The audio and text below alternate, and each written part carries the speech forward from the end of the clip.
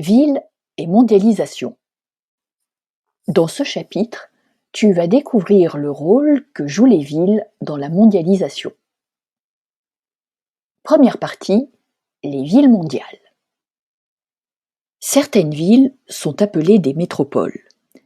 Ces métropoles sont de grandes villes possédant des fonctions de commandement dans le domaine politique, économique et culturel. Parmi ces métropoles, certaines ont un dynamisme très important.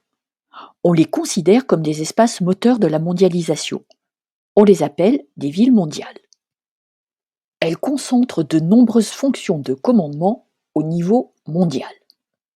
Elles ont des fonctions de commandement dans le domaine économique et financier.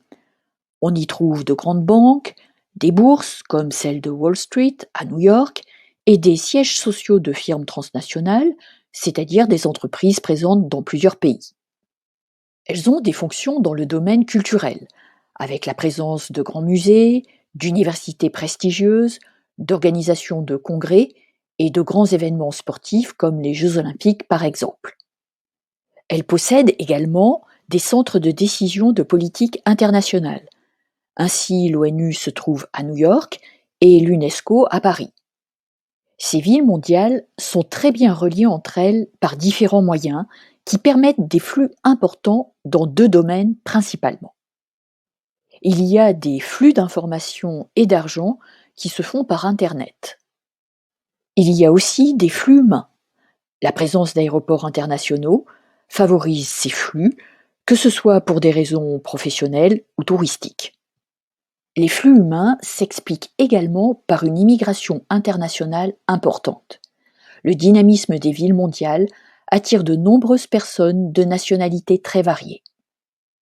Deuxième partie, un archipel mégalopolitain. Les villes mondiales se localisent en Amérique du Nord, en Europe et en Asie orientale. Elles font partie de mégalopoles. Il s'agit d'une vaste région urbanisée d'environ 1000 km de long qui regroupe plusieurs métropoles au pouvoir économique et culturel important. Il existe 3 grandes mégalopoles dans le monde. Une en Amérique du Nord, sur la côte est des États-Unis, de Boston à Washington. Une en Europe, de Londres au nord de l'Italie. Et une autre au Japon. Toutes ces villes mondiales constituent un archipel mégalopolitain. On peut comparer les villes mondiales à des îles très bien reliées entre elles et qui contribuent à la direction du monde. Troisième partie, des métropoles à l'écart. En revanche, certaines métropoles sont à l'écart de la mondialisation. Ce sont les villes de pays pauvres, de pays en guerre ou de villes qui n'ont pas su s'adapter aux changements et qui subissent la mondialisation. Les villes qui n'ont pas su s'adapter s'appellent des shrinking cities, des villes qui rétrécissent. Le phénomène de rétrécissement urbain touche ces villes dans 3 domaines.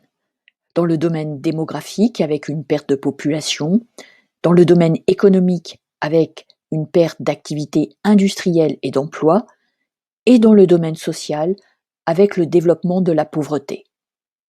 Ces villes se situent souvent dans les vieilles régions industrielles nées au XIXe siècle en Amérique du Nord et en Europe, mais on en trouve dans le monde entier, comme te le montre cette carte.